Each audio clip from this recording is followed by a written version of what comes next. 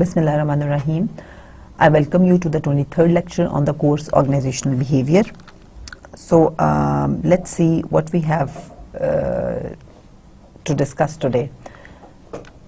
Okay, we have actually a heavy agenda item, but I hope you find it interesting. Very interesting topics, very interesting discussion. I hope you'll enjoy it.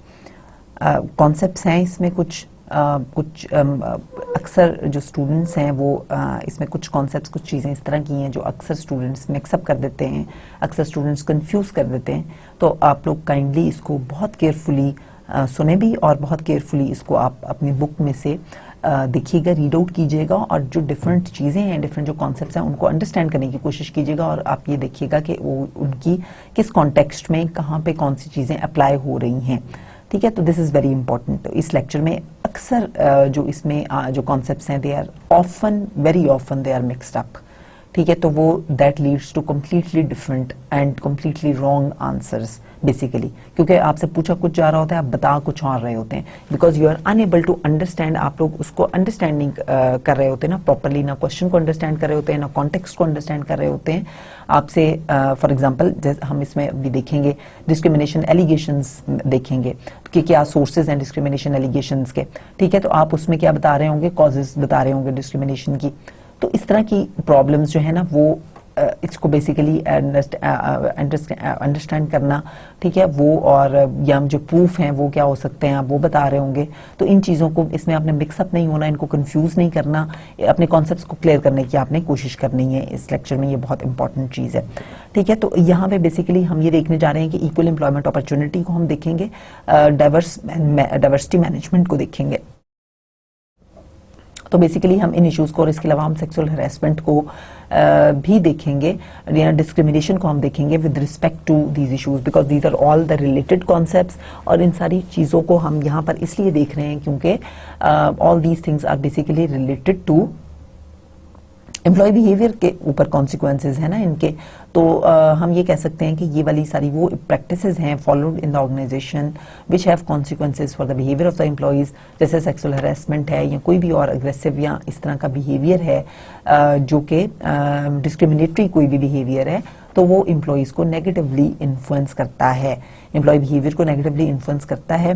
Therefore इस तरह के जो practices हैं वो नहीं होनी चाहिए.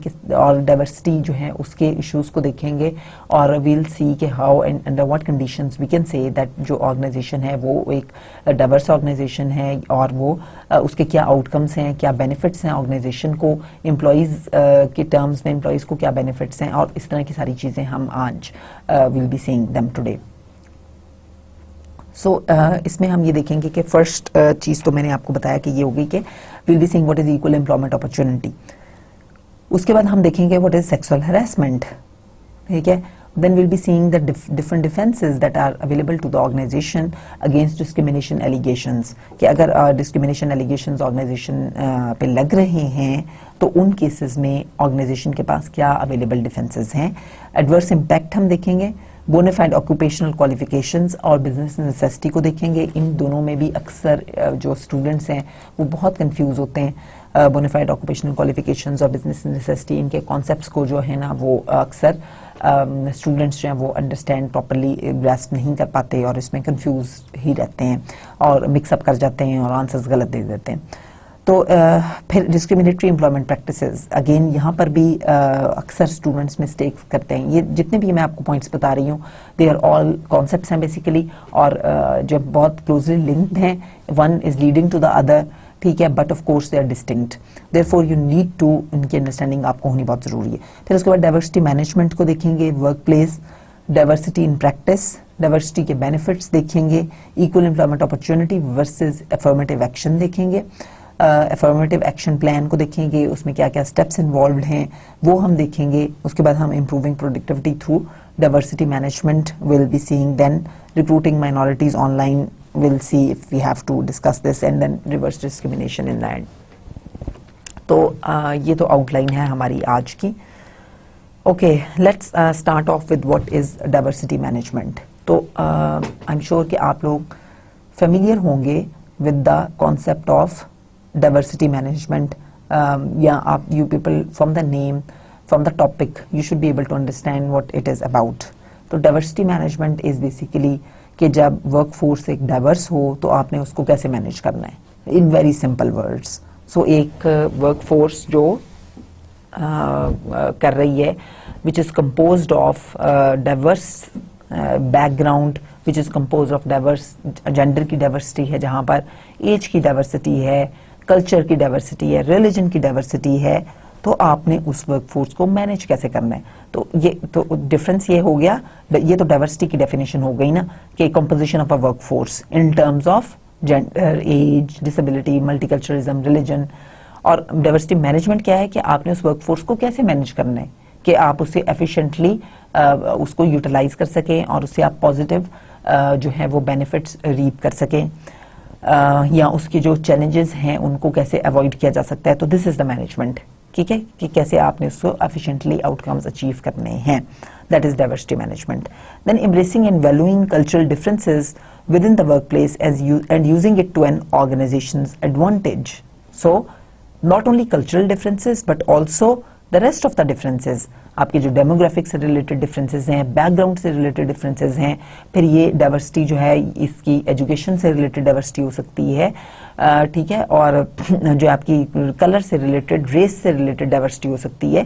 सो it's not limited only to these जो यहाँ पे दी गई हैं. रेस से रिलेटेड भी हो सकती है, एज से रिलेटेड तो इसमें दी हुई है, ठीक है, और फिर you can say that your colour से रिलेटेड डाइवर्सिटी हो सकती है. तो ये सब किस्म की जो डाइवर्सिटी है ये इसके it forms part of it and the outcomes of diversity we are going to discuss them. So diversity management is basically आप कैसे how you can manage the diversity. उसमें कुछ चीज़ें हैं जो एक मैनेजर्स कर सकते हैं. तो one, they can provide strong leadership, ठीक है. स्ट्रॉन्ग लीडरशिप अगर वो प्रोवाइड करेंगे तो फिर ही वो they will be able to manage the diversity. They should be able to assess the situation, provide diversity training and education, change culture and management systems. अगर जैसे वो कल्चर जो है it is not prone to diversity, evaluate the diversity management programme. So these are the things that are at the end of the manager जो वो कर सकता है in order to manage the diversity well. तो important चीज़ें इसमें क्या क्या हो गई. एक तो आपने ये देखा कि आपको कल्चर और मैनेजमेंट सिस्टम्स जो हैं उनको they might require change in a way that they are more conducive to the diversity now. ठीक है, तो अगर ट्रेडिशनली ऑर्गेनाइजेशन में एक डाइवर्स वर्कफोर्स का कल्चर नहीं है और मैनेजर्स जो है वो उसमें डाइवर्सिटी लाना चाहते हैं ऑर्गेनाइजेशन में, तो उसमें आपको क्या करना पड़ेगा, डाइवर्सिटी को बूस्ट करने के लिए अपनी पॉलिसीज इस तरह की बनानी पड़ेंगी जो कि ज़्यादा डिफरेंट कलर्स के, डिफरेंट रेसेस के, डिफरेंट सेक्सेस के जो वर्कफोर्स है, डिफरेंट एज की जो वर्कफोर्स है उसको जो ज़्यादा एब्जॉर्ब कर सके ऑर्गेनाइजेशन. जो different employees from who are coming from the different work forces, different backgrounds के जब एम्प्लॉयज़ आ रहे हैं when they are working together at a work place, ठीक है, डिफरेंट रिलीजन्स के, डिफरेंट एथनिक बैकग्राउंड्स के लोग, तो it can be a challenge for the organisation.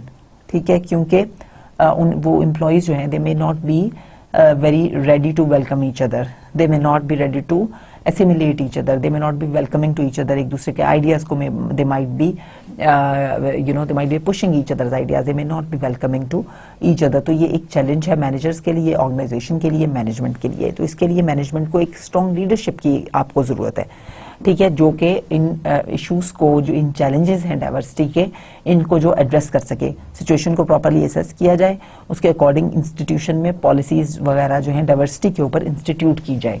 The proper policies in the organisation should be instituted on diversity and on the diversity management programme.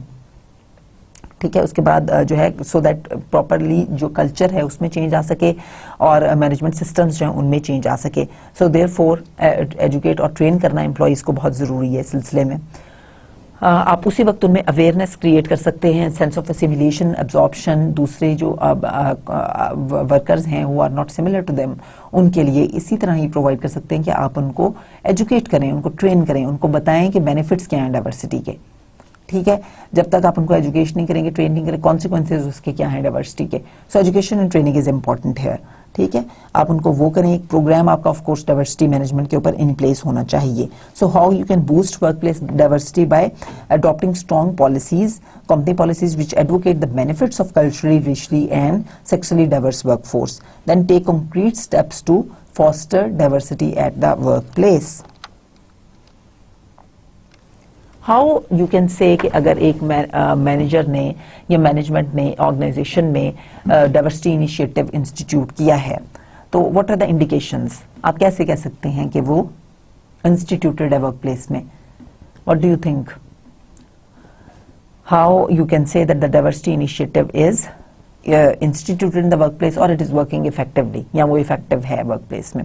तो कुछ देखिए, institute करना तो is not enough, उसकी effectiveness ही हमें चाहिए ना, कि वो प्रॉपरली इन प्लेस वो प्रैक्टिस में है और वो इफेक्टिवली प्रैक्टिस हो रहा है कि नहीं हो रहा, ठीक है? तो that is what is required. तो हम यहाँ पे देखेंगे कि इफेक्टिवनेस का क्या क्राइटेरिया है, ऑन व्हाट ग्राउंड्स हम ये कह सकते हैं कि वो इफेक्टिव है। एक तो ये चीज होगी कि are there women and minorities reporting directly to senior managers. Why only women and minorities? Because सबसे ज्यादा जो डिस्क्रिमिनेशन फेस होती है ऑर्गेनाइजेशंस में, that is on account of gender, और that is not limited to our country but that is across the globe. पूरे world में ये फिनोमिनन है कि women are being discriminated against, ठीक है? उनको इक्वल अपॉर्चुनिटीज ऑर्गेनाइजेशन में नहीं मिलती, ठीक है? और सेम गोज फॉर माइनॉरिटीज, ठीक है? तो माइनॉरिटीज तो वैसे होती ही बहुत कम है, जैसे पाकिस्तान है तो इसमें माइनॉरिटीज आप ये देखें कि मोर देन 90% तो मुस्लिम्स ही हैं, ठीक है? माइनॉरिटीज की प्रोपोर्शन या रेशो वैसे ही बहुत ही इट्स टू लो, ठीक है? I think there are maybe less than 1% Hindus and same 2 to 3% probably, I am not sure, लेकिन मेरा ख्याल है कोई इतनी ही परसेंटेज है जो क्रिश्चियंस हैं यहाँ पे। सो दे आर रियली नॉमिनल, ठीक है? अक्सर आपको वर्क प्लेस पे जो है वो माइनॉरिटीज नजर नहीं आती, but there are laws that protect the rights of the minorities, ठीक है? या उनके लिए कुछ ऑर्गेनाइजेशंस ने कोटाज रखे होते हैं। तो बट हम ये बात कर रहे हैं कि यहाँ पे वुमेन और माइनॉरिटीज इसलिए इंडिकेटर हैं बिकॉज वो मोस्ट हिट हैं, ठीक है? वो सबसे ज्यादा हिट होती हैं। जैसे रेस की बेस के ऊपर आपने अक्सर सुना होगा कि वेस्ट में, और वो वी से कि वो हमें एज थर्ड वर्ल्ड सिटीजन वो हमें ट्रीट करते हैं, and they are very racist, ठीक है? वो ब्लैक्स को प्रेफर नहीं करते specially, and this is all true कि वो स्पेशली जो मैनेजेरियल जॉब्स होती हैं, जो मेन क्रिटिकल जॉब्स होती हैं ऑर्गेनाइजेशंस की, वहां पर वो ब्लैक्स को वो जॉब्स ऑफर नहीं करते। वेरी वेरी वेरी फ्यू, बहुत ही स्मॉल परसेंटेज है उन ब्लैक्स की जो कि वेस्टर्न या उन कंपनीज में काम कर रहे हैं और वो टॉप पोजीशंस पर भी हैं या अच्छी मैनेजेरियल पोजीशंस पर हैं, ठीक है? पेइंग बैक पोजीशंस पे हैं, वेल पेइंग पोजीशंस पे हैं। तो इसी तरह जो वुमेन है उनकी ratio across the globe it remains very low. और फिर जो the women who are at job, they are not given the job as per their qualifications या as per their skills, because they are considered under qualified and they are always under assessed. उनकी assessments जो है वो उनकी जो qualifications हैं उनको हमेशा under rate किया जाता है, ठीक है? और therefore उनको capable नहीं समझा जाता कि वो perform कर सकती हैं at task even when they are capable of performing that task, but they are considered कि they have a number of limitations because of those factors, and or they are considered less capable and less skilled to perform the task. जो technical या managerial task हैं उनके लिए उनको trust नहीं किया जाता। तो एक तो ये इंडिकेटर है कि वुमेन कितनी रिपोर्ट कर रही हैं सीनियर मैनेजर्स को। सो दिस शोज के जितनी ज्यादा वुमेन सीनियर मैनेजर्स को रिपोर्ट कर रही होंगी, इसका मतलब ये है कि वहां पे डाइवर्सिटी इनिशिएटिव्स लिए जा रहे हैं। बिकॉज अगर आप लोअर जॉब्स हों या क्लरिकल या लोअर लेवल की जॉब्स हों, उनके लिए तो आप सीनियर मैनेजर्स को रिपोर्ट नहीं करते। तो नॉर्मली ऑफन ऑर्गेनाइजेशंस में वुमेन को, मैंने जैसे आपको बताया कि हायर लेवल की जॉब्स नहीं दी जाती, but they are assigned with the lower level jobs. तो if they are being assigned with the lower level jobs, तो उसमें फिर ये हमें हायर लेवल की अगर जॉब ऑर्गेनाइजेशन में डाइवर्सिटी इनिशिएटिव होगा तो इसका मतलब है कि हायर लेवल की जॉब्स प्रॉबेबली वो असाइन कर रहे हैं वुमेन को, जिनके लिए उनको सीनियर मैनेजर्स को रिपोर्ट करना पड़ता है। देन दूसरा इंडिकेटर क्या है कि do women have and minorities have a fair share of job assignments that are stepping stones to successful careers in the company, ठीक है? तो अब फेयर शेयर उनका है वुमेन का, वो रिप्रेजेंटेटिव जो उनका शेयर है या जो उनका प्रोपोर्शन बनता है उस प्रोपोर्शन के मुताबिक are women there at the critical jobs या जो स्टेपिंग स्टोन्स हैं towards the career in the organisation, उसके ऊपर वो हैं, जैसे हमने भी इसको डिस्कस किया। Then do women and minorities have equal access to international assignments, because again women को international assignments again since they are considered more challenging, more rewarding होती हैं, ज़्यादा challenging होती हैं, तो उसमें भी उनको international assignments में again women की representation remains very low। तो एक ये इंडिकेटर है कि क्या वुमेन हैं, do they formulate, are they part of those international assignments? Then The next point is that are female and minority candidates in the company's career development pipeline. ठीक है, company के जो करियर डेवलपमेंट की pipeline है उसमें है वो minorities और female candidates. Again that is another indicator if the women are if there is diversity initiative is effectively working in the workplace. Then are turnover rates for female and minority managers the same or lower than those for white male managers?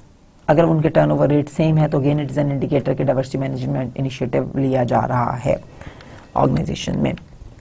Pakistan में again there are number of laws. तो ये again ये वाला जो section है ये replace किया गया है जो आप की बुक में यूएस का या दूसरे अमेरिकन लॉज के बारे में सेक्शन था उससे पाकिस्तान में मैं आपको यहाँ पर लॉज प्रोवाइड कर रही हूँ कि पाकिस्तान में कौन कौन से लॉज हैं which are relating work place diversity. तो इसमें एक तो आ गया disability rights of disabled people तो the national policy for persons with disabilities 2002. दूसरा इसमें क्या है, government of Pakistan introduced quota system for the persons with disabilities. तो ये सारे डिसेबिलिटी के लॉज हैं. Employment and rehabilitation ordinance of 1981 ensures 1% quota for employees in organisations which was increased to 2% through the modification in the national policy for person with disabilities 2002 के Kota fix कर दिया गया है कि जो डिसेबल पर्सन्स के लिए कि उनको 2% it has been increased from 1 to 2%. Then incentives to employers दिए जाते हैं who employ disabled people and honour the quota system. तो ये वाला कोटा जो फिक्स किया गया है दोज एम्प्लॉयज जो इनको फॉलो अप करेंगे उनको इंसेंटिव्स दिए गए in the form of financial assistance, priority approval of contracts, shipments, ठीक है, और material, thus encouraging the employment of persons with disabilities. एक तो disabilities persons with disabilities act है, फिर उसके बाद वुमेन एक्ट्स हैं and you see there are number of other acts जो कि वर्कफोर्स डाइवर्सिटी से रिलेटेड है. Women rights through Pakistan factories act 1934 है, पाकिस्तान पीनल कोड है, वुमेन प्रोटेक्शन बिल 1990 है. देन इक्वल एम्प्लॉयमेंट के ऊपर एक्ट्स हैं through constitution's article 27 and 345 and Pakistan civil right act 1964 है. मैटरनिटी बेनिफिट्स के ऊपर है कॉन्स्टिट्यूशन ऑफ पाकिस्तान 1973 का. Then Pakistan maternity benefits ordinance 1958 है. ILO मैटरनिटी डेटाबेस है. उसके बाद फिर चाइल्ड केयर बेनिफिट्स हैं. पाकिस्तान फैक्ट्रीज एक्ट 1984 है. Restriction to work on specific trades, फिर violence against women and sexual harassment, फिर आर्टिकल 25 इक्वालिटी ऑफ सिटीजन्स के ऊपर है and it says that all citizens are equal before law and are entitled to equal protection of law. There shall be no discrimination on the basis of sex alone.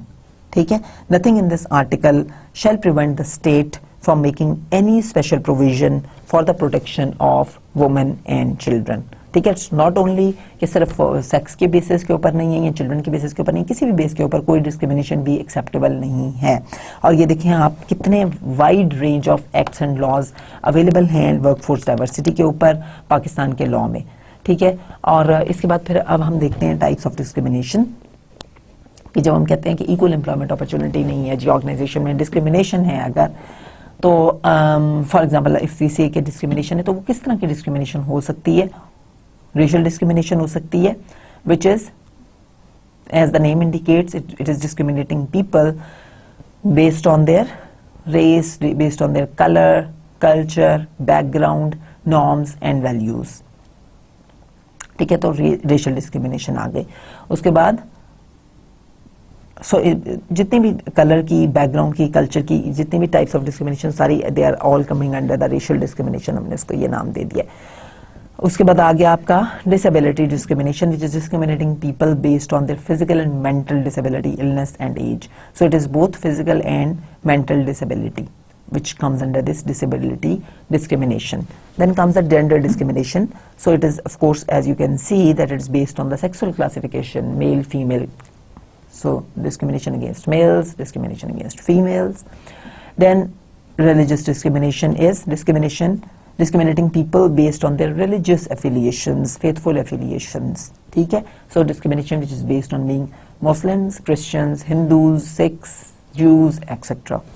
अच्छा, sources क्या हैं discrimination allegations के.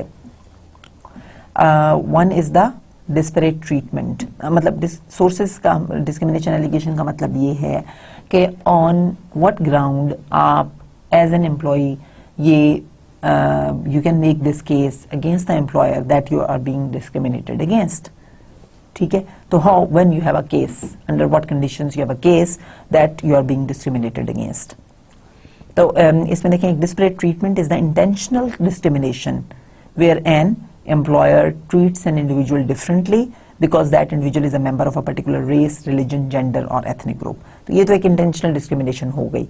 जैसे आप ये कहें कि आपने एक मुस्लिम को ही इस पोजीशन के लिए या इस वैकेंसी के लिए रखना है, ठीक है, तो ये एक इंटेंशनल डिस्क्रिमिनेशन है, डिस्पैरेट ट्रीटमेंट है. Then disparate impact is the an apparently neutral employment practice that creates an adverse impact, a significant disparity between the proportion of minorities in the available labor pool and the proportion hired.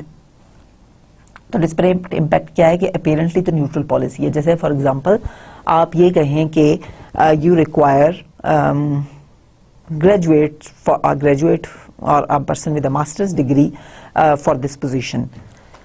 अब आपको ये पता है कि वो जो minorities हैं आपके कंट्री में, they are not educated or they are not that educated, उनके they are not graduates नहीं है वो, या वो कम educated हैं, ठीक है. तो अब आपने considering that कि वो आपने apparently तो आपकी neutral policy है कि anybody who is a graduate he can apply for that job and he can get that job.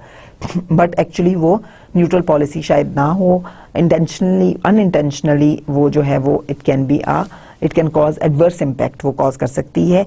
Y? Because उससे क्या होगा कि एक जो सिग्निफिकेंट प्रोपोर्शन है that might be left out minorities का. मोस्टली जो मतलब अगर 3% फॉर एग्जांपल अगर माइनॉरिटी है तो उस 3% में से अगर इट माइट बी कि 90% के पास ग्रेजुएट डिग्री ना हो, सिर्फ 10% के पास हो, ठीक है, और कंपेयर टू जो 97% मेजॉरिटी है ये उसमें से चांसेस हैं कि 50-60% के पास ग्रेजुएट की डिग्री हो.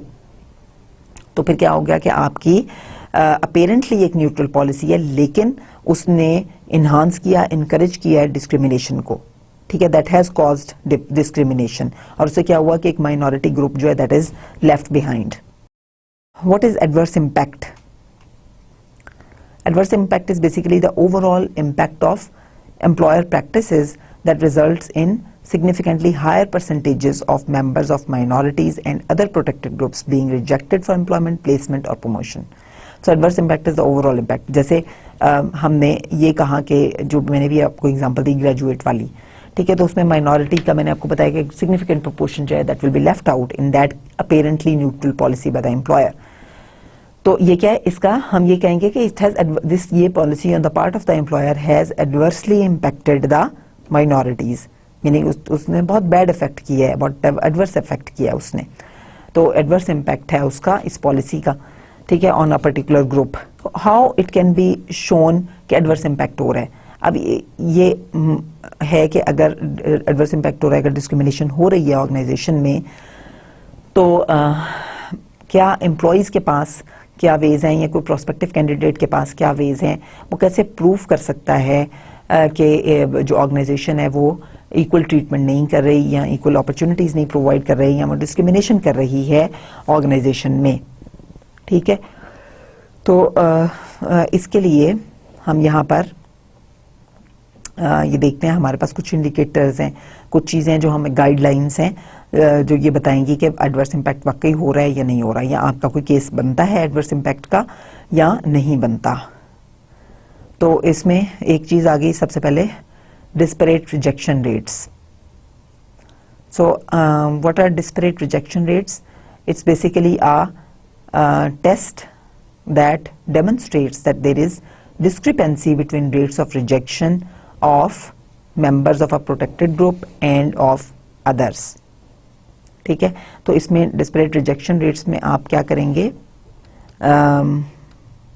इसमें आप बेसिकली ये देखेंगे कि जितनी रिजेक्शंस आपने की हैं वो उनको आप कंपैरिजन कर लेंगे विद द अदर ग्रुप जो एक्सेप्टेड हैं, ठीक है. तो मतलब आप make a comparison between the rejections that have been done minorities की या किसी भी प्रोटेक्टेड ग्रुप की, और उसका आप कंपैरिजन कर लें with the rejections that are been done from the other group. तो अगर उनकी परसेंटेजेस में या उसमें कोई डिफरेंसेस हैं तो इसका मतलब है, अगर उनमें कोई डिफरेंसेस हैं तो इसका मतलब है कि there is an adverse impact हुआ है और रिजेक्शन रेट्स डिस्पैरेट हैं, ठीक है, so there is a discrepancy between the rates of rejection of members of a protected group and of others. दूसरा ये है कि fourth fifth rule of thumb है, तो it's just a rule of thumb.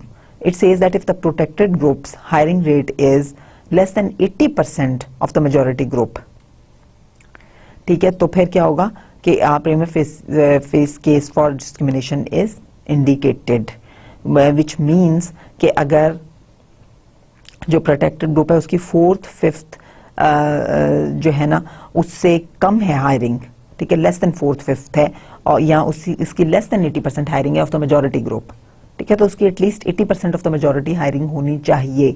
अगर लेस देन 80% है या less than fourth fifth है माइनॉरिटी ग्रुप की हायरिंग, तो इसका मतलब ये होगा कि आपका अगेन जो है इट इज एन इंडिकेशन कि माइनॉरिटी के अगेंस्ट या जो प्रोटेक्टेड ग्रुप है उसके अगेंस्ट डिस्क्रिमिनेशन हो रही है अगर उसकी हायरिंग लेस देन 80% है ऑफ द मेजॉरिटी ग्रुप।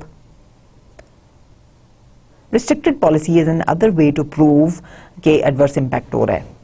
तो रिस्ट्रिक्टेड पॉलिसी में क्या है कि an employer's hiring practices exclude a protected group whether intentionally और नॉट। तो मैंने जैसे आपको रिस्ट्रिक्टेड पॉलिसी वही है कि जैसे मैंने आपको पहले एक एग्जांपल दी थी कि ग्रेजुएट होना चाहिए, अब वो एक इंटेंशनल पॉलिसी भी हो सकती है but it is N apparently neutral policy.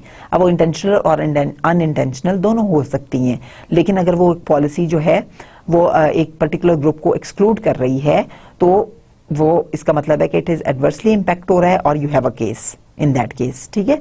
तो इसमें जिस तरह कुछ ऑर्गेनाइजेशंस ने हेल्प वांटेड एड्स वगैरह जो हम आगे जाके देखेंगे, कुछ ऑर्गेनाइजेशंस जो हैं वो इस तरह के एड्स देती हैं जो कि अपेरेंटली जो कि आपको एक पर्टिकुलर ग्रुप को आउट कर देते हैं। जैसे रिसेप्शनिस्ट का एड है तो उसमें उन्होंने ये कह दिया कि females are encourage to apply या ओनली फीमेल्स कैन अप्लाई, तो वो तो एक स्ट्रेट अवे आपकी एडवर्स इम्पैक्ट उसका आ गया ना कि मेल्स भी वो टास्क परफॉर्म कर सकते हैं, देन व्हाई ओनली फीमेल्स, ठीक है। तो ये एक डिस्क्रिमिनेटरी पॉलिसी है। अब आगे हम देखते हैं population comparisons, that is another way of adverse impact prove करने का, एडवर्स इम्पैक्ट को ये शो करने का। Population comparison is another वे। तो इसमें क्या है कि आपका it is basically a comparison of the percentage of a minority or protected group and white workers in the organization with the percentage of corresponding group in the relevant labor market, ठीक है। तो इसमें क्या है कि आपका जो minority group है या जो आपका protected group है वो किस percentage में इस organization में है और इंडस्ट्री में या सिमिलर ऑर्गेनाइजेशंस में वो जो प्रोटेक्टेड ग्रुप है वो किस परसेंटेज में है। अगर अगेन इन परसेंटेजेस में कोई सिग्निफिकेंट डिफरेंसेस आ रहे हैं तो ये again it will be an indication कि आपका एडवर्स इम्पैक्ट हो रहा है, ठीक है। उसके बाद मैकडोनल्ड टेस्ट है, it is again a test which is used to show कि एडवर्स इम्पैक्ट हो रहा है कि नहीं। अनदर एक टूल है या एक और तरीका है ये शो करने का, मतलब आपका केस बनाने का कि आप एडवर्स इम्पैक्ट हो रहा है to prove whether there is an adverse impact और नॉट। तो बेसिकली ये क्या है कि it is a test for disparate intentional treatment situations in which the applicant was qualified but the employer rejected the person and continued seeking applicants, ठीक है। तो इसमें क्या हो रहा है कि आपने एक ऑर्गेनाइजेशन है, इसमें ये एग्जांपल दी हुई है कि जैसे फॉर एग्जांपल एक ऑर्गेनाइजेशन ने कोई हायरिंग्स करनी थी, तो उसमें क्या हुआ कि आपना कोई एक प्रोटेक्टेड ग्रुप का मेंबर है और उसने अप्लाई किया उस जॉब के लिए और वो क्वालिफाई भी करता था उस जॉब को परफॉर्म करने के लिए, ठीक है, लेकिन उसको नहीं रखा गया, he was rejected, his application was rejected और the employer still continue to seek more applications for that job to fill in that job। वो और applications भी देखता रहा, despite that एक candidate उसको मिल गया था जिसकी जो कि मीट कर रहा था सारी कंडीशंस को, सारी रिक्वायरमेंट्स को जॉब की, he could do the job well but still he was not hired, but still the job vacancy remained open and organization kept looking for more openings या more जो है वो लेबर पूल को further enhance या उसमें और applicants को search करते रहे। कंडीशंस है सर्टेन इस टेस्ट को अप्लाई करने के लिए। One is that the person belongs to a protected group, of course आप उसी वक्त एडवर्स इम्पैक्ट को तो उसी वक्त चेक करेंगे ना। Second is that the person applied and was qualified for the job, जैसे हमने अभी डिस्कस किया। थर्ड ये the person was rejected despite qualification, वो क्वालिफाई भी कर रहा था but still that person was rejected. And then next is after rejection the position remained open and the employer continued seeking applicants from persons with the complainant's qualifications. ठीक है, even after the rejection was made, the position remained open and the employer continued to seek applicants from persons with complainant's qualifications. तो ये चीज़ जो है ये इसमें fourth point है कि जो वैसे मैंने आपको एक्सप्लेन किया है। उसके बाद देखें एम्प्लॉयर जो है उसके पास अब ये तो शो कर लिया it was on the part of the employ, be please careful on these things कि एम्प्लॉय ने ऐसे प्रूव कर सकता है कि ये कंडीशन है कि एडवर्स इम्पैक्ट हो रहा है। ठीक है, उसमें फोर्थ फिफ्थ आपको टेस्ट बताया, मैकडोनल्ड वाला बताया और रिस्ट्रिक्टेड पॉलिसी और दूसरी 4-5 मैंने टोटल चीज़ें बताई आपको कि इस तरीके से जो एम्प्लॉय है वो ये शो कर सकता है कि एडवर्स इम्पैक्ट हो रहा है। अब और जो एम्प्लॉयर है वो उसके पास क्या रीजंस हैं या उसके पास क्या जस्टिफिकेशंस हैं या वो क्या केस एम्प्लॉयर के एंड के ऊपर वो क्या केस बना सकता है अगेंस्ट के ये डिस्क्रिमिनेशन के अगेंस्ट या ऐसी एलिगेशंस अगर उसके ऊपर एम्प्लॉयर के ऊपर लग रही हैं डिस्क्रिमिनेशन एलिगेशंस, तो how the employer can prove कि वो एलिगेशंस गलत हैं। ठीक है, तो इसमें एम्प्लॉयर के पास 2 डिफेंसेस हैं, तो ये इनको हम ये भी कह सकते हैं कि defences against discrimination allegations. So these are the 2 defences against discrimination allegations. ठीक है, अब इनमें वो जो शोइंग एडवर्स इम्पैक्ट है वो ना लिख दीजिएगा जब मैं आपको ये कहूँ कि right defences against discrimination allegations. एक इसमें सबसे पहला क्या है, bona fide occupational qualification is the first defence against discrimination allegations. इसमें क्या है कि requirement that an employee be of a certain religion, sex, national origin, where that is reasonably necessary to the organization's normal operation, which is specified by the 1964 Civil Rights Act. So as per this act, bona fide occupational qualification का मतलब ये है कि by it is the nature of that occupation कि आपको certain background के, certain origin के, certain ethnic origin, certain race के, certain color के, certain caste के या certain religion के, ठीक है, age के या लोग जो हैं वो चाहिए या national origin के। ठीक है, that is requirement to perform that occupation। तो ये इसकी examples, let me give you a few examples before we move to the next slide. Can you come up with some examples? Do think through some examples. Bona fide occupational qualification की कि कौन से occupations हैं, कब ये occupational requirement हो सकती है। देखें एक केस तो इसमें ये है कि age कब हो सकती है occupational requirement। अगर आप ये कहें कि आप एक you're a company और आपको कंपनी के लिए ड्राइवर्स चाहिए, ठीक है, और आप ये कहें कि जी द कंपनी रिक्वायर्स ड्राइवर्स, आप एनी एड दिया फॉर द ड्राइवर्स और आप ये कहें कि they should not be more than 65 years of age. Will it be age discrimination? Of course it won't be age discrimination because यहाँ पे क्या है, वो ऑक्यूपेशन है, ड्राइविंग इज एन ऑक्यूपेशन और उस ऑक्यूपेशन की रिक्वायरमेंट है कि जो ड्राइवर आप रखें वो ही शुड ड्राइव सेफली।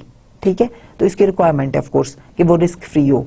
तो जब एज रिलेटेड उसमें कोई इश्यूज ना हो, ठीक है, तो जब एज इतनी हो जाएगी तो ऑफ कोर्स विद एज आपको पता है कि ड्राइवर्स जो हैं या ड्राइविंग जो है वो विद एज इतनी आपके रिफ्लेक्सेस वीक हो जाते हैं and you can not drive as well as when you are, आपके रिफ्लेक्सेस जब स्ट्रॉन्ग हो, जब आप यंगर हो। And of course the reflexes जो हैं उनकी वीकनेस और स्ट्रेंथ डायरेक्टली रिलेटेड है एज के साथ, और आपको रिफ्लेक्सेस आपके बहुत स्ट्रॉन्ग होने चाहिए और ठीक है, तो for driving therefore this here आप ये कह सकते हैं कि ऑक्यूपेशनल क्वालिफिकेशन है। इसी तरह ही अगर आप ये कहें कि आपको जैसे आपको एक एक्टर का रोल है या हीरो है तो उसको परफॉर्म करने के लिए आप कहें कि somebody who is less than 40 आपको वो चाहिए या less than 35 आपको चाहिए, तो अगेन वो उसकी रिक्वायरमेंट है। अब उसके अलावा जब रिलीजन है उसमें आपका क्या आ गया कि एक आपको यू कैन से कि कोई इंस्टीट्यूशन है या कोई यूनिवर्सिटी है तो वहाँ पर आपने ये कहते हैं कि हमें we need an Arabic teacher, ठीक है, और we need a French teacher. तो मे बी आपने फ्रेंच लैंग्वेज पढ़वानी है तो you need a person who has a French origin, आप उसको प्रेफर करेंगे या आप उसको रखेंगे। आप इस तरह का बंदा ढूंढ रहे हैं जिसको who has a French origin, तो ये again it is N occupational requirement but it is not a discrimination नहीं है कि आप एक फ्रेंच को क्यों रख रहे हैं, आप एक जर्मन को क्यों नहीं रख रहे, या आप एक पाकिस्तानी को क्यों नहीं रख रहे, why not preferring a Pakistani over a French. तो वाई, बिकॉज आपने एक लैंग्वेज पढ़वानी है और ऑफ कोर्स जिसकी फर्स्ट लैंग्वेज है वो इसको अच्छा पढ़ा सकता है, तो therefore that's an occupational requirement. Similarly अगर कोई सरमन देना है, कोई जो रिलीजियस अगर कोई स्पीच करनी है, तो वो जिस भी बारे में, अगर वो मुस्लिम्स के बारे में है या इस्लाम के बारे में है, तो आप ये प्रेफर करेंगे कि कोई मुस्लिम हो, ठीक है। आपको किसी पोप से तो वो नहीं दिलवाएंगे। तो ये अगेन एक रिक्वायरमेंट हो गई, इनटू द रिलीजन की रिक्वायरमेंट हो गई, ठीक है। तो ये इस तरह की डिफरेंट, या जेंडर है, तो अगर एक एक्टर का रोल है, मेल एक्टर का रोल है, तो वो ऑफ कोर्स आप मेल एक्टर ही उसके लिए मांगेंगे, वो उस ऑक्यूपेशन की रिक्वायरमेंट है, आप उसके लिए फीमेल एक्टर तो नहीं मांगेंगे। इसी तरह बिजनेस नेसेसिटी है कि ये बेसिकली ये वो ऑक्यूपेशनल रिक्वायरमेंट्स हैं। अगर वो ऑक्यूपेशनल रिक्वायरमेंट्स हैं तो उस केस में आप ये नहीं कह सकते कि ये प्रैक्टिस डिस्क्रिमिनेटरी है, और अगर ये कोई क्लेम करे कि वो डिस्क्रिमिनेटरी प्रैक्टिस है तो उसके अगेंस्ट आपके पास एक you have a strong defence, then you have a defence, you have your words, you have something to say, ठीक है, और आप you can save yourself in that case.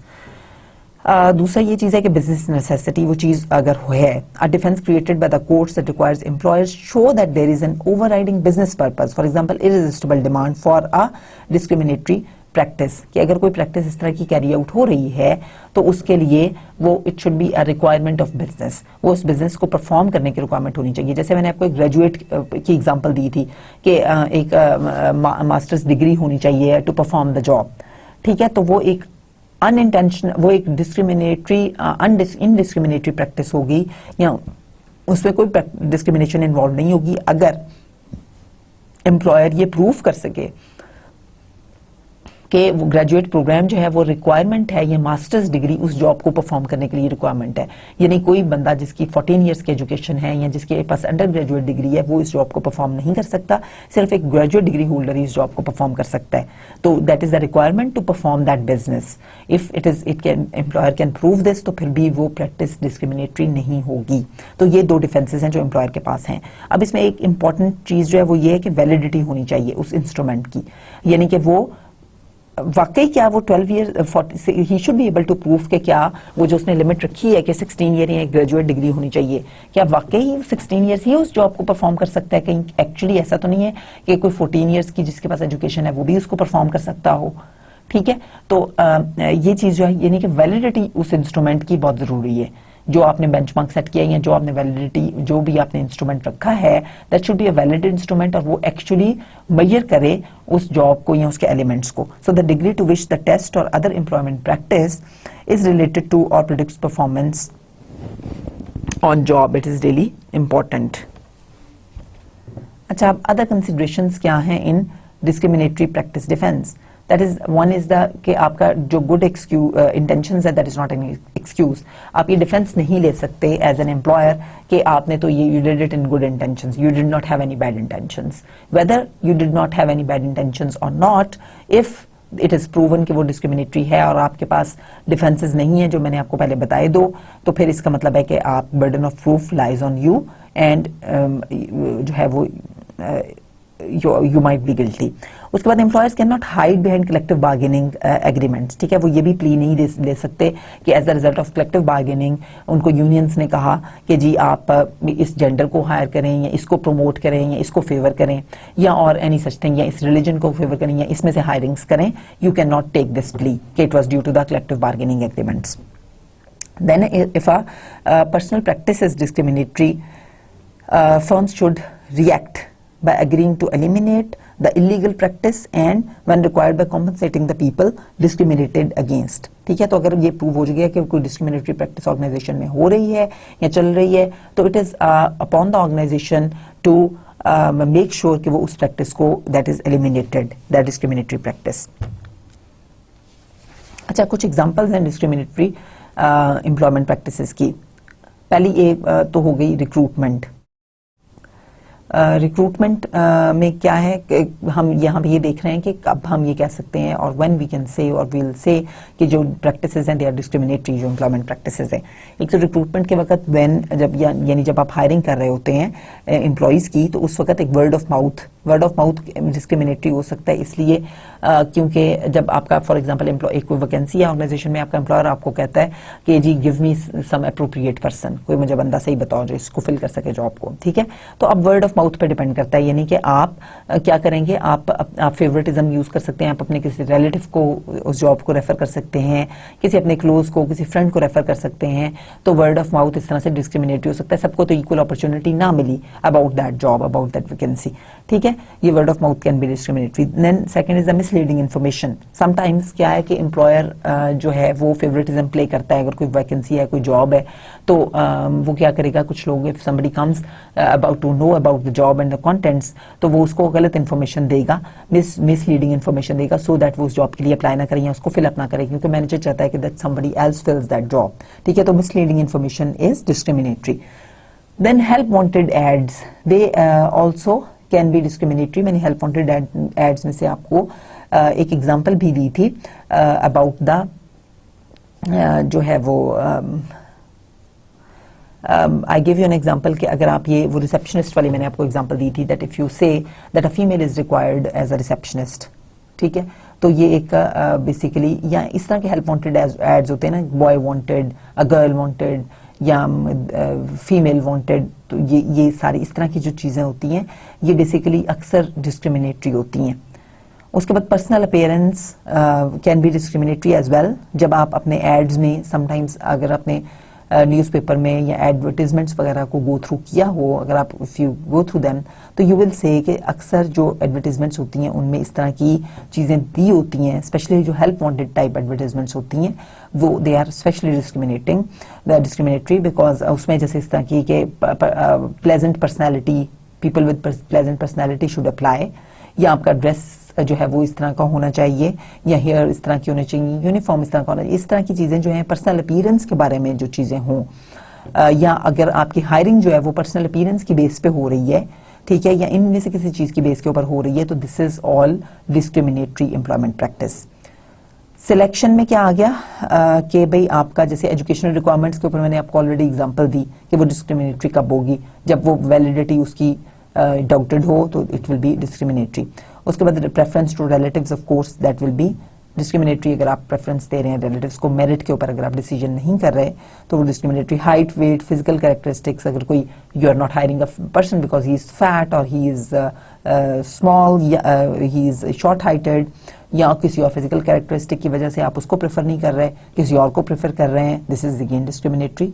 Arrest records वगैरह की इन्फॉर्मेशन हम normally it is recommended, it is suggested कि वो employment forms में नहीं लेनी चाहिए because that can also encourage discrimination, ठीक है, और इसलिए वो एप्लीकेशन फॉर्म्स में नहीं लेनी चाहिए। And same goes for discharge due to garnishment.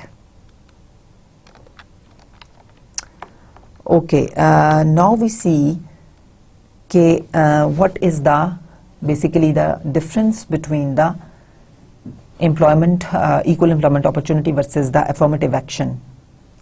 So equal employment opportunity क्या है? ये basically ये है कि it aims to ensure that anyone who is regardless of race, origin, background, disability, religion, national origin, everyone has the equal chance to gain an employment. कि अगर कोई job है, अगर कोई वैकेंसी है, तो उसको उसकी क्वालिफिकेशंस की बेस के ऊपर वो जॉब मिलनी चाहिए और किसी बेस के ऊपर भी इनमें से उसको रिजेक्ट नहीं होना चाहिए, ठीक है। तो उसको ही should have the opportunity to get the job. हर किसी को इक्वल अपॉर्चुनिटी मिलनी चाहिए टू गेट द जॉब। तो यहाँ पे हमें एक चीज़ भी और भी क्लियर होनी चाहिए कि डिस्क्रिमिनेशन में और इक्वल एम्प्लॉयमेंट अपॉर्चुनिटी में क्या डिफरेंस है। So equal employment opportunity is to gain the employment, आपको इक्वल अपॉर्चुनिटी मिलनी चाहिए जॉब गेन करने के लिए, एम्प्लॉयमेंट गेन करने के लिए। जबकि डिस्क्रिमिनेशन क्या है कि when you are part of the organisation then you are being discriminated against, या इवन बिफोर भी आपको डिस्क्रिमिनेट किया जा सकता है अगर आपको जॉब नहीं मिल रही है, ठीक है। तो इन चीज़ों के बेस के ऊपर तो आप किसी भी चीज़ के ऊपर तो वो आपकी डिस्क्रिमिनेशन हो जाएगी। देन अफर्मेटिव एक्शन बेसिकली क्या है कि जो आपकी डिस्क्रिमिनेशन हुई हुई है, अगर किसी ऑर्गेनाइजेशन ने पास्ट में डिस्क्रिमिनेशन की हुई हैं, तो उस पास्ट की डिस्क्रिमिनेटरी पॉलिसीज को ऑर्गेनाइजेशन ओवरकम करने के लिए, अपना पॉजिटिव इमेज देने के लिए, इक्वल अपॉर्चुनिटी एम्प्लॉयर का इमेज इन्हांस करने के लिए, उसको बिल्ड करने के लिए, अपनी रिप्यूट बेहतर करने के लिए समटाइम्स ऑर्गेनाइजेशंस इस तरह के स्लोगन्स करती हैं। और sometimes they are just slogans, they are just bandwagons, and sometimes उनमें रियलिटी भी होती है। अफर्मेटिव एक्शन में ये होता है कि it requires the employer to make an extra effort to hire and promote those in a protected group that result in measurable yearly improvements in hiring, training and promotion of minorities and females in all parts of the organization. तो affirmative action basically जितने भी protected group है आपका, उसको जो past के discriminatory policies थी उनको rectify करने के लिए आप उनके लिए स्पेशल कोटा एक फिक्स कर देते हैं प्रोटेक्टेड ग्रुप के लिए। जैसे अगर किसी ऑर्गेनाइजेशन में फीमेल्स की रिप्रेजेंटेशन बहुत कम है, ठीक है, they are not a representative of your labour workforce, ठीक है, तो उसमें फिर आप क्या करेंगे कि आप कोटा फिक्स कर देंगे कि जी हमने जितनी भी अगर 5 सीट्स हैं तो उनमें से हमने 3 फीमेल्स लेनी है या 4 हमने फीमेल्स लेनी है, आपने एक कोटा फिक्स कर दिया, ठीक है। तो इसमें क्या होगा कि ऑब्वियसली जब आप इस तरह की पॉलिसी अपनाएंगे तो as a result female representation improve कर जाएगी, ठीक है। और तो फिर आप क्या करना चाहते हैं, रिप्रेजेंटेटिव बनाना चाहते हैं ना फीमेल्स को भी मेल्स का। तो जब तक वो रिप्रेजेंटेटिव रेशो मेंटेन नहीं हो जाती, वो अचीव नहीं हो जाती, उस वक्त तक आप इस तरह के अफर्मेटिव एक्शन प्लान जो है वो लगाएंगे इन ऑर्डर टू जो पास्ट के आपके एम्प्लॉयर की डिस्क्रिमिनेटरी पॉलिसीज थी उनको ओवरकम करने के लिए। तो मेनली फिर डाइवर्सिटी मैनेजमेंट और अफर्मेटिव एक्शंस जो हैं उनमें let's make a compare and contrast between those two. That what do we mean by managing diversity. तो क्योंकि डाइवर्सिटी मैनेजमेंट भी तो यही है कि जो डिफरेंट बैकग्राउंड्स के लोग हैं उनको आपने मैनेज करना है, एक जैसा उनको मैनेज करना है। लेकिन affirmative action is a little different. I am sure आपको मैंने जो एक्सप्लेनेशन उसकी दी है उसके बाद आपको पता चल गया होगा कि अफर्मेटिव एक्शन जो है वो बेसिकली जो डाइवर्सिटी मैनेजमेंट तो ये ना कि आपने जो डाइवर्स ग्रुप है जो उनको आपने कैसे मैनेज करना है, इक्वली उनको मैनेज करना है। दिस इज अबाउट कि उन एक्शंस को जो पास्ट में हुए हैं, जो पास्ट के गलत रेशोज हैं, उनको आपने कैसे करेक्ट करना है और एक रिप्रेजेंटेटिव रेशो कैसे मेंटेन करनी है। तो मैनेजिंग डाइवर्सिटी इज अबाउट जो ऑलरेडी रेशो है उसको आपने कैसे मैनेज करना है, वो तो उसके बारे में है। So managing diversity basically focuses on productivity कि जो ऑलरेडी आपके पास वर्कफोर्स है, जिस भी कॉम्पोजिशन में है वो, उसमें आपने उससे मैक्सिमम प्रोडक्टिविटी लेनी है। बिकॉज आपको पता है कि जो डाइवर्सिटी है उसका one of the most important outcomes diversity का क्या है कि you can say that your यही है कि आपकी प्रोडक्टिविटी इन्हांस होती है। बिकॉज लोग जो हैं वो डिफरेंट बैकग्राउंड्स के लोग होते हैं और फिर they have their own experiences वो अपने लेके आते हैं, एक्सपीरियंसेस शेयर करते हैं, उनके अपना नॉलेज होता है, उनके यूनिक जो एक्सपीरियंसेस होते हैं, यूनिक उनकी नॉलेज बेस होती है और नए नए आइडियाज़ होते हैं, इनोवेशंस फिर इस तरह से आती हैं ऑर्गेनाइजेशंस में। They bring new ideas, challenge करते हैं एग्जिस्टिंग आइडियाज़ को, स्टेटस को चैलेंज करते हैं। तो इस तरह से ऑर्गेनाइजेशन में जो डाइवर्सिटी है that is it is desirable in the organizations and that is why it is reported to have positive outcomes. तो एक तो ये हो गया कि it focuses on productivity। दूसरा जो on the other hand जो equal affirmative action है it focuses on legal, social, moral justifications। ये legal justifications आपकी क्योंकि आप incorrections जो हैं या जो inequalities हैं past के आप उनको remove करना चाहते हैं, तो therefore you need to have some justifications both on all these grounds, socially भी, मॉरली भी एंड लीगली भी, ठीक है। सो मैनेजिंग डाइवर्सिटी में आ गया फिर सेकंड पॉइंट के it emphasises changing systems and operations, ठीक है। जो एग्जिस्टिंग सिस्टम्स हैं उनको आप चैलेंज करें when you have to manage the diversity. Whereas the जो अफर्मेटिव एक्शन है it emphasises on changing the mix of people, कि उनका प्रोपोर्शन आप यहाँ पे चेंज करने की बात कर रहे हैं। Diversity offers a perception of equity कि इक्विटेबली हर किसी को आप डील करें at the work place, equitable chances हर किसी को मिलने चाहिए। Whereas equal affirmative action it offers a perception of preference. यहाँ पे क्या है, प्रेफरेंस की परसेप्शन आ गई। जैसे मैंने आपको ये बताया कि आपने जब फीमेल्स का इंप्रूव करना है, कोटा बढ़ाना है, तो आपने ये कहा कि जी 5 में से हमने 4 फीमेल्स हायर करनी है, तो परसेप्शन ऑफ फेयरनेस को ये इन्हांस कर रही है, ऑफर कर रही है। Diversity is a long term phenomenon, of course it's on going. जबकि अफर्मेटिव एक्शन तो एक दफा आपने करेक्शंस कर ली तो उसके बाद it is gone. So it is short term and limited. So diversity is grounded in individuality, whereas affirmative action is assimilation. कि assimilate करें, उनको equal proportion दें, representation दें. ठीक है, तो इसमें फिर आपका कुछ ये affirmative action program के there are certain steps जो कि self explanatory हैं. कुछ थोड़े से इनमें से आपके लिए मैं रीड कर दूंगी, बाकी read them all yourself. So it is issues are written equal employment policy for the affirmative action. Appoints a top official to direct and implement the program. Surveys minority and female employment to determine where affirmative action programs are especially desirable.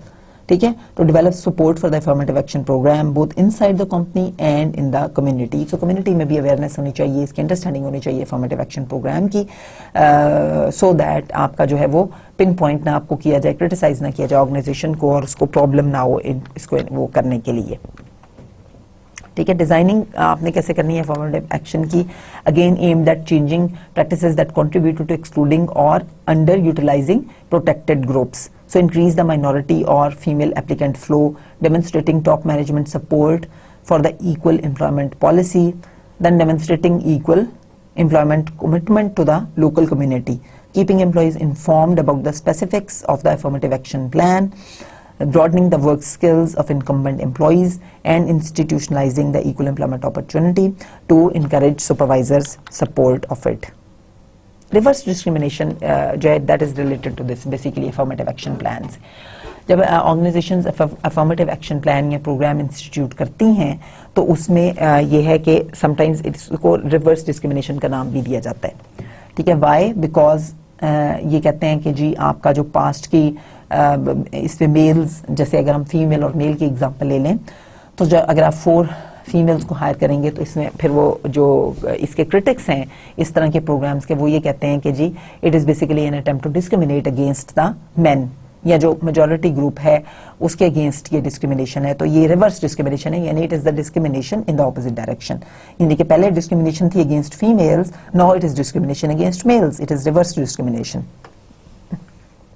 ठीक है, तो ये इसके बारे में criticism भी किया जाता है.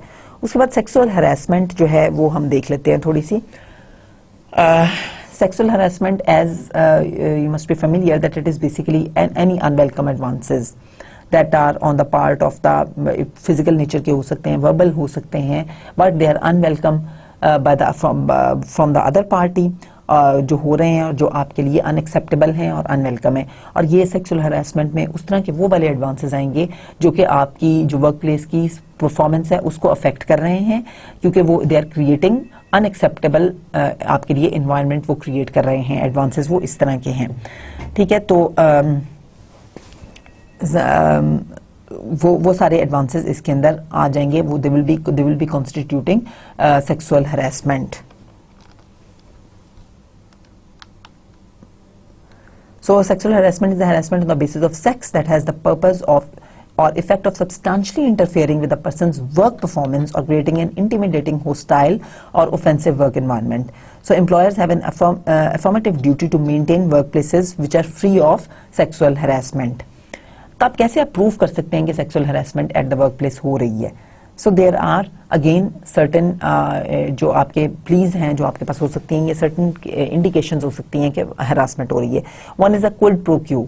ये वो है जब आपका सुपरवाइजर जो है वो आपके लिंक कर देता है अवॉर्डिंग और any tangible benefits to you with the sexual advances, कि अगर आप सेक्सुअल एडवांसेस आपका सुपरवाइजर कोई करे और आप उसको एक्सेप्ट करेंगी तो ही आपको जो है वो टेंजिबल बेनिफिट्स मिलेंगे, सच एज रेज प्रमोशन. तो वो टाई अप हो गए कि आपको रेज प्रमोशंस वगैरह और जो कोई बेनिफिट्स हैं वो उसी वक्त मिलेंगे जब आप सुपरवाइजर की जो रिक्वेस्ट हैं advance sexual of any request of the sexual nature अगर आप उसको एक्सेप्ट करेंगी. एक तो ये क्लियर इंडिकेशन है कि हैरेसमेंट हो रही है. दूसरा ये कि hostile environment which is created by the supervisors. Sometimes supervisors क्या हैं, वो टेंजिबल बेनिफिट्स के साथ तो लिंक नहीं करते, लेकिन वो वैसे ही आपको दे आर जस्ट साइकोलॉजिकली या वैसे वो एडवांसेस कर रहे हैं without linking them to any tangible rewards. तो अगर आप ये प्रूव कर सकते हैं कि it is that is the case, that is again harassment, and then is the harassment can also be done by the coworkers और द नॉन एम्प्लॉइज। आपके को-वर्कर्स भी सिमिलरली आपको हरास कर सकते हैं और नॉन एम्प्लॉइज यानी कस्टमर्स वगैरह भी आपको हरास कर सकते हैं। और अगर वो वर्क प्लेस के ऊपर हरासमेंट हो रही है, स्पेशली ऑर्गेनाइजेशनल पॉलिसी की वजह से हो रही है, सच एज ऑर्गेनाइजेशन ने कोई ऐसा यूनिफॉर्म दिया हुआ है जो इनकरेज कर रहा है हरासमेंट को, तो again organisation is liable for such a case. Again, there are a number of laws in Pakistan which are covering sexual harassment, such as the workplace act 2010 है, जो कि एक कंप्लेंट प्रोसीजर बकायदा देता है, जिसमें आपने यू हैव टू एक इंक्वायरी कमेटी सेटअप होनी चाहिए, और उसमें ये भी बताया गया है कि इंक्वायरी कमेटी जो है वो 30 डेज ऑफ अकरेंस वो जो है वो किसी भी केस को इंक्वायर करे। फिर इसमें पूरा ये प्रोसीजर दिया गया है कि 3 मेंबर्स इसमें इस कमेटी में होने चाहिए, जिनमें से एटलीस्ट एक वुमेन होनी चाहिए, सीनियर मेंबर होना चाहिए और सीनियर रिप्रेजेंटेटिव एम्प्लॉइज को होना चाहिए। जितने भी लॉज मैंने आपको बताए हैं ये आपको they don't formulate a part of your course का तो पार्ट नहीं है, बिकॉज ऑफ कोर्स बुक वगैरह में नहीं दिए गए, तो इसलिए उसका पार्ट नहीं है, लेकिन मैंने आपको for your knowledge and understanding मैंने आपको ये लॉज बताए। इसमें ये पूरे इंक्वायरी कमेटी का प्रोसीजर जो है ये दिया गया है, और यहाँ पर मैं इस प्रोसीजर को आपको आपके साथ नहीं बता रही, लेकिन इसमें पूरा हम डिटेल में नहीं इसको देख रहे, लेकिन बहुत easy to understand simple points हैं। अगर आप अपने नॉलेज के लिए इनको पढ़ना चाहें तो आप पढ़ सकते हैं इनको। ठीक है, तो एम्प्लॉयर्स क्या कर सकते हैं to minimise the liability in sexual harassment claims. अगर कोई सेक्सुअल हैरेसमेंट क्लेम्स हैं तो एम्प्लॉयर्स उनको इस तरह से मीट कर सकते हैं कि वो कंप्लेंट्स को सीरियसली लें। एक मैकेनिज्म सपोर्ट, पूरा मैनेजमेंट एक सिस्टम होना चाहिए, पॉलिसी होनी चाहिए मैनेजमेंट की, स्ट्रॉन्ग पॉलिसी स्टेटमेंट होनी चाहिए which should be condemn such behaviour, और सारे एम्प्लॉयज को उस पॉलिसी के बारे में पता होना चाहिए। फिर कंप्लेंट प्रोसीजर एक प्रॉपर होना चाहिए in place, management response system in place होना चाहिए कि अगर कोई इस तरह की ग्रीवियंस या अगर कोई इस तरह की हैपनिंग होती है तो उसके लिए कैसे इंक्वायरी कमेटी सेट होगी, उसके कौन मेंबर्स होंगे, कैसे उसको फॉलो अप किया जाएगा, कैसे इसको कंक्लूड किया जाएगा, ये पूरा प्रोसीजर इन प्लेस होना चाहिए। किसको रिपोर्ट करना है, किसको अपनी ग्रीवियंस रिपोर्ट करनी है, all this should be. Then training होनी चाहिए both the supervisors and employees. Sometimes supervisors are not well trained, उनको नहीं पता होता कि अगर कोई इस तरह का केस राइज होता है तो उन्होंने इसको कैसे डील करना है, कैसे ट्रीट करना है, तो उनकी भी ट्रेनिंग इसमें जरूरी है। फिर डिसिप्लिन उनको करना चाहिए, जो भी इन्वॉल्व है, वेदर मैनेजर्स और supervisor, they should B disciplined. Records, claim, complaints के रखने, इन्वेस्टिगेशंस के रखने बहुत जरूरी है। अगर रिकॉर्ड्स नहीं होंगे, वो अगर कल को कोर्ट केस बन जाता है तो आपने अगर कोई स्टेप्स लिए भी हैं and if you don't have any documentation तो आपके पास कोई प्रूफ नहीं है, देयरफॉर कीप रिकॉर्ड। फिर ये जो पॉलिसी है सेक्सुअल हैरेसमेंट की, इसको you need to publish it, republish it every 6 months, so उसको री इन्फोर्स करने के लिए, एम्प्लॉयज को उसको रिफ्रेश करने के लिए उसको अगेन एंड अगेन। फिर पब्लिक आप ऑर्गेनाइजेशन में सर्वेज वगैरह कंडक्ट कर सकते हैं, उसमें आप लोगों की ओपिनियन जान सकते हैं कि उनको कोई इस तरह के इश्यूज तो पेश नहीं आ रहे।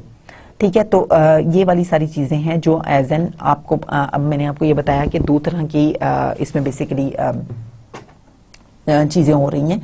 एक तो ये है कि जो है एम्प्लॉय के पास क्या पॉसिबिलिटीज हैं, एम्प्लॉय किन किन कंडीशंस में, किन किन केसेस में जो एक एम्प्लॉय है वो उसके पास क्या क्या केसेस हैं कि वो ये प्रूव कर सकता है कि सेक्सुअल हैरेसमेंट हो रही है। ठीक है, तो अगर तो वो हैरेसमेंट समटाइम्स ये होता है कि जो एम्प्लॉयर है उसकी तरफ से एडवांसेस या मैनेजर हैं या बॉस है उसकी तरफ से सेक्सुअल एडवांसेस हैं, ठीक है, वर्बल नेचर के या फिजिकल नेचर के। अब एज एन एम्प्लॉय अगर वो एडवांसेस आपको एक्सेप्टेबल हैं, ठीक है, तो वो सेक्सुअल हैरेसमेंट नहीं है if they are acceptable to you. अगर वो आपके लिए एक्सेप्टेबल नहीं है, they are intimidating for you, they are hostile for you, they are, और वो इस नेचर के हैं कि वो आपको साइकोलॉजिकली डिस्टर्ब कर रहे हैं, फिजिकली डिस्टर्ब कर रहे हैं या साइकोलॉजिकली डिस्टर्ब कर रहे हैं, और इतना डिस्टर्ब कर रहे हैं कि वो आपकी वर्क परफॉर्मेंस को अफेक्ट कर रहे हैं, they are intimidating with your work performance, तो फिर उस केस में हम वो एक सेक्सुअल हैरेसमेंट का केस कंसिडर होगा। You should be able to prove that, वो फिर उस केस में वो that will be considered a case for sexual harassment. फिर इसमें एक चीज और आप लोगों को क्लियर होनी चाहिए, मैं आपको बताती चलूं कि सेक्सुअल हैरेसमेंट नॉर्मली ये समझा जाता है ऑर्गेनाइजेशंस में, या नॉर्मली हमारा जो अंडरस्टैंडिंग है या इस टॉपिक के बारे में या इस जो टर्म है इसके बारे में, it's an understanding that it is only harassment against women, but that's as by definition it can be harassment both against men and against women. Men can also be harassed. ठीक है। तो important ये है कि जैसे मैंने आपको इसके डिफरेंट स्टेप्स बताए, तो एक इंक्वायरी कमेटी इस्टेब्लिश होनी चाहिए। पाकिस्तानी लॉ इसमें आपको दिया गया है, उसमें आप देखें कि कितने कैसे वो एक कमेटी बननी चाहिए, उसके क्या मेंबर्स होने चाहिए, कितने देर बाद उस कमेटी में जो चार्जशीट है वो आनी चाहिए, फिर वो कैसे रिपोर्ट, उसकी प्रॉपर इंक्वायरी होनी चाहिए, डॉक्यूमेंटेशन एविडेंस होनी चाहिए, proper response system in place होना चाहिए, ट्रेनिंग्स होनी चाहिए एम्प्लॉयज़ की both as well as the supervisors, और फिर उसको कंक्लूड किया जाना चाहिए। फिर अपील प्रोसेस अभी of course that should be in hand as well. तो एम्प्लॉई अगर वो अगर वो ये कहता है कि कोई he has been discriminated against, sorry he has been harassed, तो एक तो सबसे पहले वो ओरली बताए हरासर को कि भाई, और उसको क्लियरली बताए कि भाई ये हरासमेंट हो रही है, ये एक्ट तुम्हारा जो है it is not acceptable to me, और it is interfering with my performance, ठीक है, it is disturbing for me, it is not acceptable and I don't want such act in future. ये 3 चीजें उसको कम्युनिकेट करनी जरूरी हैं हरासर को। अगर वो फिर भी स्टॉप नहीं करता तो then he should write a written in writing, वो उसको भी लिखे, हरासर को भी लिखे, एंड इफ नेसेसरी उसको सुपरवाइजर को लिखे, उसको नॉलेज में लेके आए कि भाई दिस इज द केस। अगर फिर भी नहीं होता तो फिर it should be reported to the senior manager. तो इस तरह से जो भी इसकी इंक्वायरी का जो भी प्रोसीजर है, जो भी ग्रीवियंस का प्रोसीजर है, दैट शुड बी एक किसी भी ऑर्गेनाइजेशन में मैनेजमेंट रिस्पॉन्स सिस्टम जो है वो उसका इंस्टीट्यूटेड होना, एम्प्लॉयज को उसका नॉलेज होना, इट इज़ वेरी इंपॉर्टेंट। और उसके फिर periodic रीपब्लिशिंग, it is all very important। और sexual harassment is a very serious case, it is a very serious offense, और इसके serious इसकी penalties हैं, and it should not be taken lightly in the organizations और by the managers को भी और organizations को भी इसको बहुत seriously लेना चाहिए, because it has very जो legal swear इसकी implications हो सकती हैं, ठीक है। So with this we come to an end of today's lecture। I hope you enjoyed being with me with this lecture। I wish you good luck. Thank you very much. Allah Hafiz.